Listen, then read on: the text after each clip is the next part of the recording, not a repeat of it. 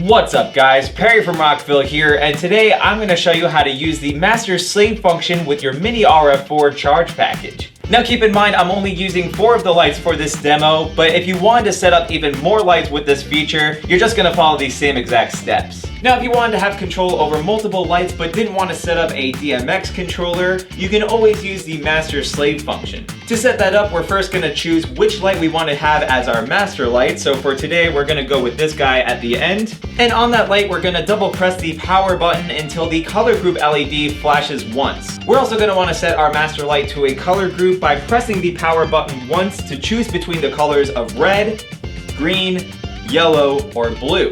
For today, we're going to set it to red, so we're going to press the power button once until it's set to the red color. So now with this step, we've set our light to master mode. So we're going to set the rest of our lights to slave mode by double pressing the power button until the color group LED flashes quickly twice. So again, we're going to want to make sure to set our slave lights to the same color group by single pressing the power button once until the color group LED light is flashing red. So now to give our master light a command for the slave lights to follow, we're going to want to set our master light back to the RF mode by double pressing the power button until the color group LED is a solid color. Then from there we can take one of our wireless remotes and set the RF group for the remote to red by pressing the RF group button here on top until the light on our remote flashes red. From here we can set our light to any mode or color. And now as soon as we have it set to the mode or color we want, we can turn our light back to master mode again by double pressing the power button until the color group LED